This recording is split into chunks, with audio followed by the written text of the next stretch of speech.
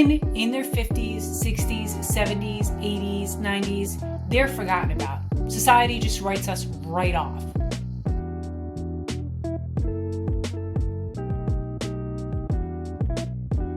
Why is it that once a woman hits 50 or even gets in her older 40s, it seems like all of our concerns just kind of vanish in thin air? You see this with representation in Hollywood, you see this in print ads and TV commercials, where if you take a look at it with an analyzed eye, right? We'll see a lot of targeted videos, commercials and stuff like that for women who are in childbearing ages.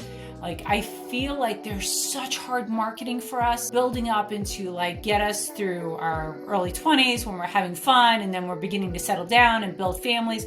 There's all this marketing to that. And then all of a sudden you hit the perimenopause phase, and all of a sudden there's a lack of information. There's a lack of consideration, and there's a lack of representation of healthy women making this transition. And it's driving me crazy. And I'm seeing a lot of women begin to rise up and demand better. But I just had to go on a rant because I feel like media in general, at least in our society, keeps reinforcing this image of women plus 50s, 60s, 70s, 80s that are frail, dependent on others. And there's nothing wrong with being dependent on others when it's a choice, when you choose to. But when there's an expectation being set that you are not capable of sustaining yourself or taking care of yourself, and this is what is being fed to you, that's when I kind of draw the line, and I'm getting really frustrated with what I see. This is why. As somebody that's in this age bracket, I am just tired of seeing women my age being portrayed as irrelevant or just somebody's mom or just somebody's grandmom, and not somebody with their own interests, their own lives. I am a fiercely independent person. I've lived, I consider to be a big full life, and I consider also that I have a second half of a big full life to live. And that's the absence that I keep seeing. Where is the encouragement for women like us that are in this stage where you either have gotten kids out to college, or like me, you're dreading this because you know it's coming down the pike? And how do I move on from this? And who are my healthy role models to help me redefine my life moving forward? And that's where I see this big absence. Not only do we have a physical absence of literature and support to help us in this transition, we also have a lack of role models. So, if you're watching this video and you've gotten this far, thank you so much. And if you like the stuff that I talk about, please consider subscribing and liking the video. But I'm also really curious, who inspires you? I really look forward to learning more about what you find interesting and who you find encouraging.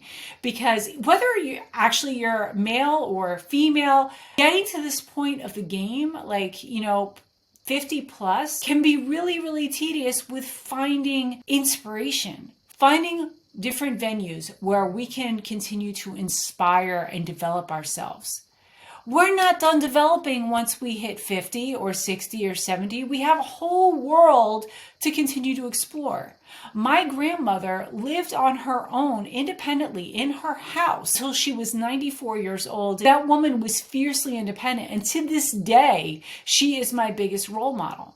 Every day that she left her house, which was often because she was social, hair done, lipstick on, and she wanted to be a part of life. And that's what I want to do.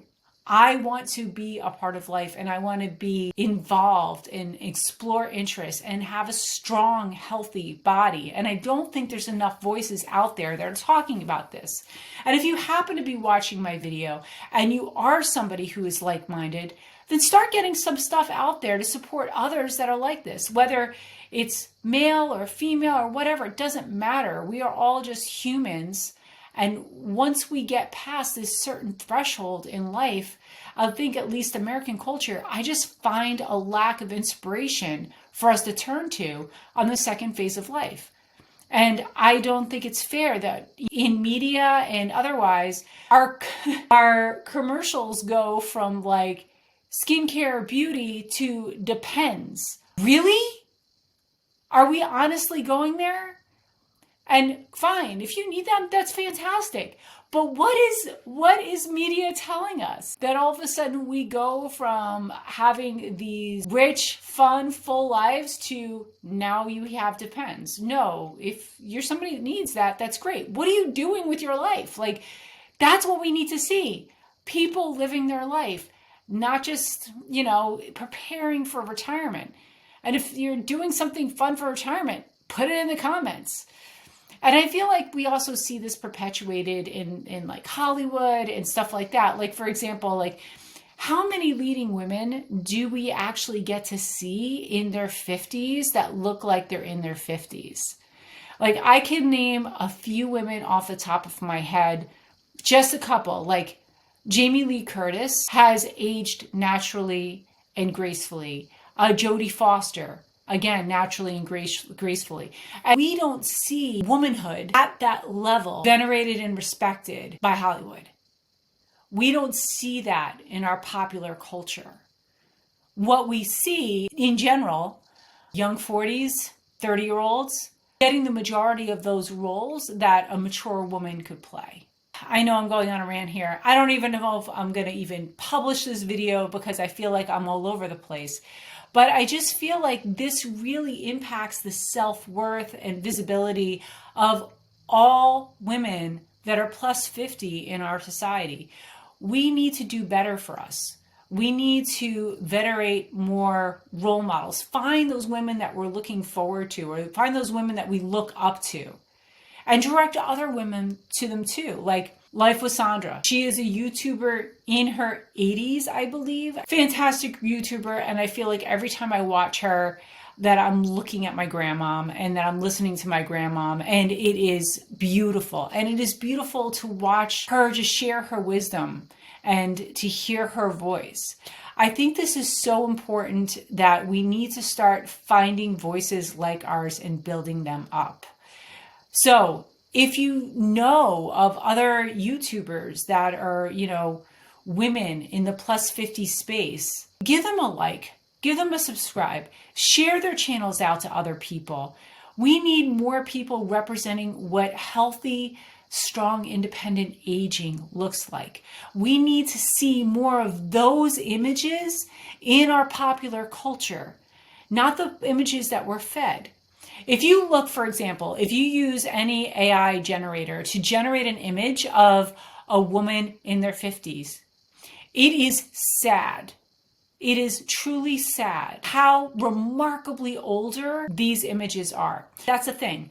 AI, when it's generating images, is pulling its image, like the image references from data sets. So the data sets that it's pulling those images from are saying that women in their 50s almost look like they're in their 80s in some cases.